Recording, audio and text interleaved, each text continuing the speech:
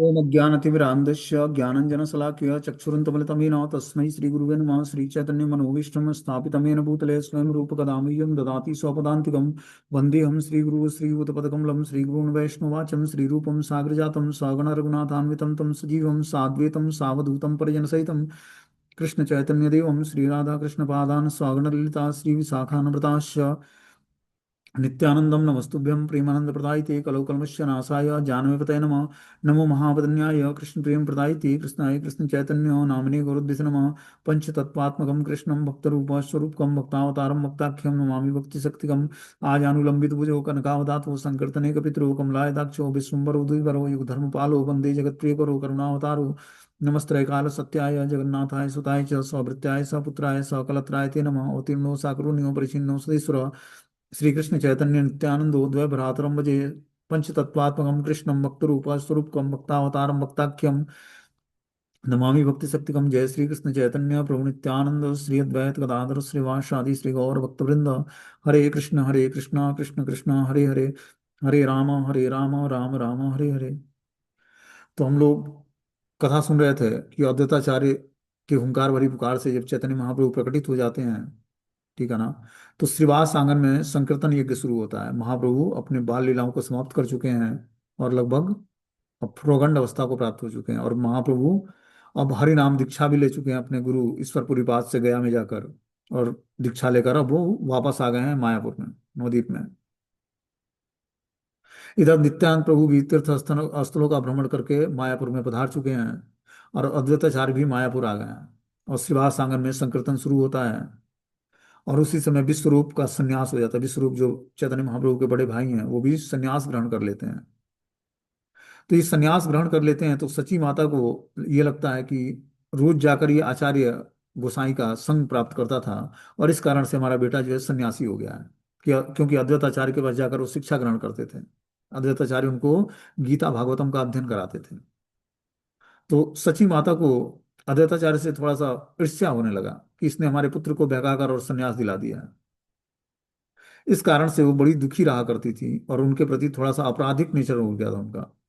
बोलते हैं, आचार्य गोसाई प्रभु करे गुरु भक्ति, ताहार आचार्य बड़े हय दुखमति, भंगी करी ज्ञान मार्ग करीला व्याख्यान, क्रोध अभिषे प्रभु तार कैला अवज्ञान, तबे आचार्य गोसाई रा आनंद हईला, लज्जित हईया प्रभु प्रसाद करीला।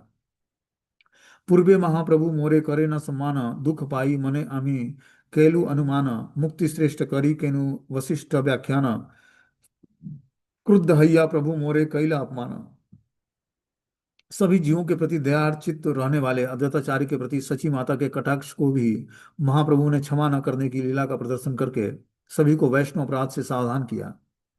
वात्सल्य रस की सेविता साक्षात यशोदा देवी की अभिन्न स्वरूपा सची माता का अपराध जहाँ माफ नहीं हो रहा था, वहां औरों की तो बात ही क्या है। इस लीला में यह भी दिखाया गया कि जिस वैष्णव के चरण कमलों में अपराध हुआ हो, उसी वैष्णव से क्षमा मांगने पर ही उस वैष्णव अपराध से छुटकारा मिलता है। विश्वरूप के श्री अद्वैताचार्य की पाठशाला में शास्त्र अध्ययन करते हुए निश्चय करके संन्यास ले लिया कि संसार अनित्य है और मनुष्य जन्म का एकमात्र कृत्य हरि भजन करना है। विश्वरूप के संन्यास ले लेने से सची माता विरह संतप्त को तो अवश्य हुई, किंतु वैष्णव अपराध की आशंका से श्री अद्वैताचार्य को कुछ बोल नहीं पा रही थी, तथा मेरे पास मेरा एक और पुत्र निमाई तो है, यह कहकर अपने मन को समझाने में लगी रहती थी। परंतु बाद में जब श्रीमन महाप्रभु निज शक्ति लक्ष्मी प्रिया का परित्याग करके हमेशा श्री अद्वैताचार्य के पास जाकर रहने लगे, तो सची माता ने निमाई भी को लगा कि निमाई भी संन्यास ले लेगा। इस डर से मन ही मन यह कहकर कटाक्ष किया करती थी, क्या अद्वैत अद्वैत नहीं द्वैत है, केवल अद्वैत द्वैत यही बड़ा गोसाई। चंद्र सम एक पुत्र करिया बाहिर, एहो पुत्र ना दिले न करिबार स्थिर, अनाथिनी मोरे त कहारो नाही दया, जगत तेरा अद्वैत मोहे से द्वैत माया।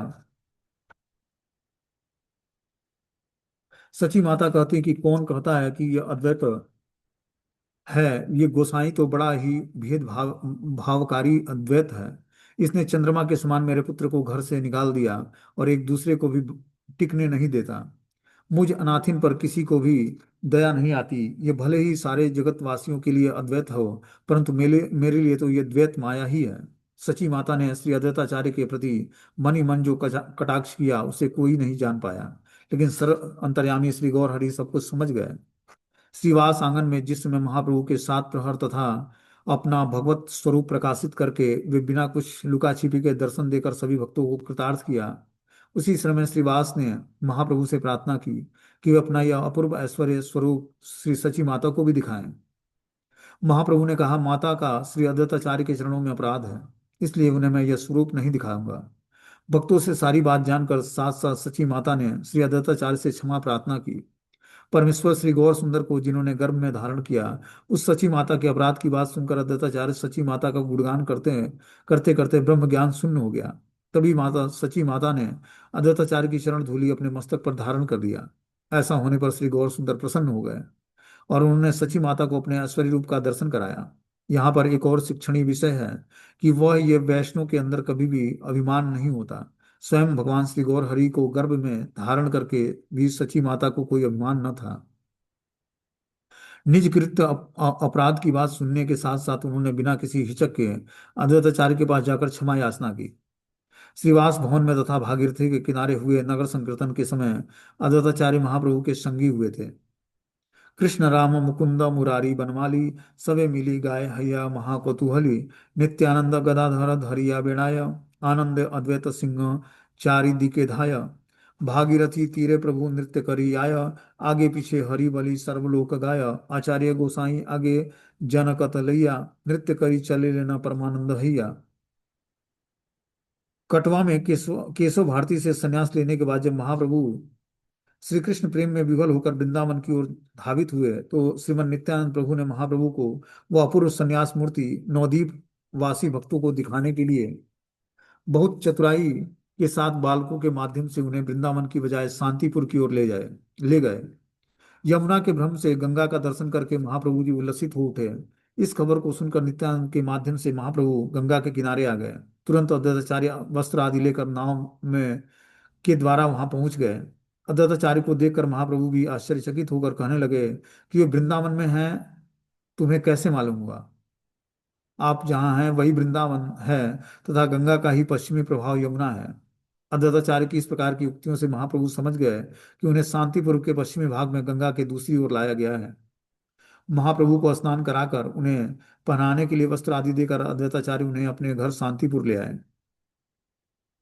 तो शांतिपुर में महाप्रभु के आगमन का संवाद सुनकर सची माता व नवदीप वासी भक्त अद्वैताचार्य के घर पर इकट्ठे हो गए। सभी ने महाप्रभु के अपूर्व संन्यास मूर्ति दर्शन कर विरह व्यंजित सुख का आस्वादन किया। अर्थात सभी भक्तों ने महाप्रभु के का संन्यास रूप दर्शन करके ऐसा सुख का आस्वादन किया जिससे फिर कुछ समय बाद बिछुड़ जाने की का दुख भी मिश्रित था।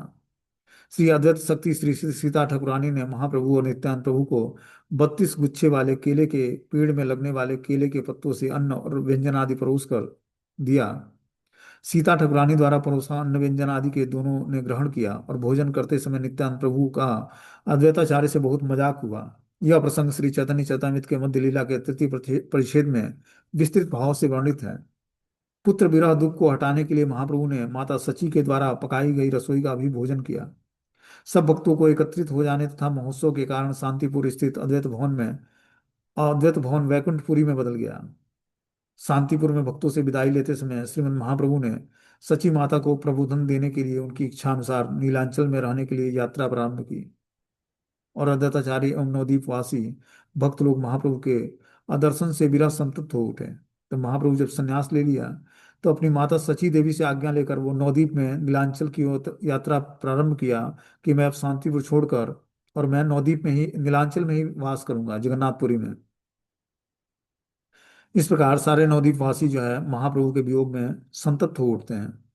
1431 शताब्दी में महाप्रभु ने नीलांचल की यात्रा की। श्रीमद महाप्रभु के दर्शनों की आकांक्षा से लगभग 30 वर्ष बाद भक्त लोग चतुर्मास में रथ यात्रा के समय सर्वप्रथम गौड़ देश से नीलांचल गए थे। प्रथम वत्सरेर अद्वैत आदि भक्तगण प्रभुर देखिते कौला नीलाद्रि गमन, रथ यात्रा देखी तहाँ रहिला चारि मास, प्रभु नित्य गीत परम उल्लास, विदाय समय प्रभु कहिला सवारे, प्रत्यज्ञ आसीबे सबे गुंडीचा देखी बारे, प्रभु आज्ञा भक्तगण प्रत्यब्ध आसिया, गुंडीचा देखिया जान प्रभु मिलिया। अंत में 24 वर्षों में से प्रथम 6 वर्ष तो महाप्रभु ने के पुरुषोत्तम धाम में आने जाने में लग गया।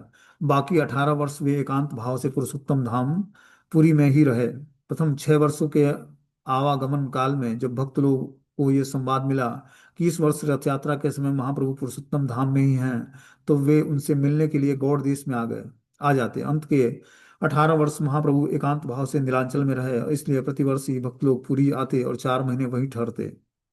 वृंदावन हेते यदि नीलांचल आइला, 18 वर्ष तहाँ वास कहाँ नहीं गईला। प्रतिवर्ष आई से न तहाँ गौड़ेरा भक्तगण, 4 मासे रही प्रभु संगेल सम्मिलन।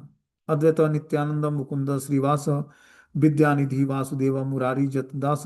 प्रतिवर्षे आई से संगे रहे 4 मास, तास वार लैया प्रभु विविध विलास। श्री रथ यात्रा आसी हईला समय, नीलांचल भक्त गोष्ठी हईला विजय।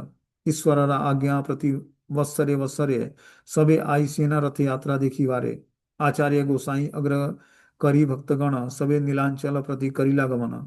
श्री रथ यात्रा का समय आ पहुंचा, अतः नीलांचल में भक्त मंडली का आगमन हुआ, क्योंकि स्वयं महाप्रभु के भक्तों की को आज्ञा थी कि सब प्रत्येक वर्ष रथ यात्रा दर्शन करने के लिए आया करें।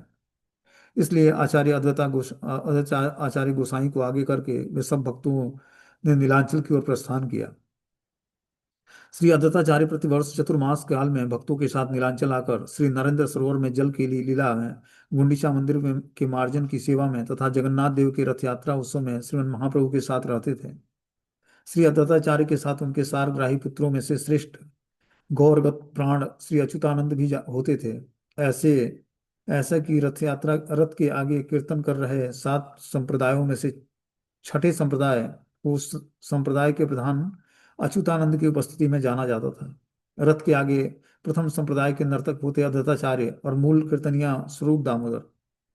श्री अद्वैताचार्य के सारग्राही पुत्रों में से गोपाल मिश्र का नाम भी रथ यात्रा में आने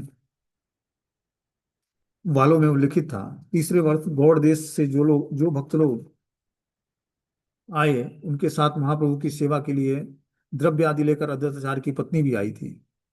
आई स्थाने भक्ति करे विदाई हईला, चलीला अद्वैत सिंह भक्त गोष्ठी लीला लैया। ये ए द्रव्य जाने र प्रभु पूर्व प्रीति, सब लैया सबे प्रभु पूर्व भिक्षा निर्मित। सर्व पथे संकीर्तन करीते करीते, आई लेना पवित्र करिया सर्व पथे। उल्लासे जे हरि ध्वनि करे भक्तगण, सुनिया पवित्र हईला त्रिभुवन जन। पत्नी पुत्र दास दासी गणेर सहित, आई लेना परमानंद चैतन्य देखित। अद्वैताचार्य के पुत्र श्री गोपाल मिश्र का अलौकिक चरित्र श्री चैतन्य चरितामृत की आदि लीला के 12वें परिच्छेद में कृष्णदास कविराज गोस्वामी द्वारा वर्णित है। गोपाल मिश्र गुंडीचा मंदिर में महाप्रभु के सम्मुख नृत्य करते रहे। उनका अद्भुत नृत्य और भाव देखकर महाप्रभु और अद्वैताचार्य बड़े प्रसन्न हुए। गोपाल नृत्य करते करते मूर्छित होकर गिर पड़े। शरीर में जान नहीं है, यह देखकर अद्वैताचार्य वेदनाकृत हो गए और पुत्र को गोद में लेकर नृसिंह मंत्र मंत्र जप करने लगे। विभिन्न मंत्र मंत्र पाठ करने पर भी जब बालक गोपाल के शरीर में प्राण न आया, तो वैष्णव लोग दुखी होकर क्रंदन करने लगे। भक्तों का क्रंदन देखकर भक्तातिहर महाप्रभु ने उठा गोपाल बलि हरि हरि कहकर गोपाल का हृदय स्पर्श किया। महाप्रभु का स्पर्श होते ही गोपाल उठ बैठा।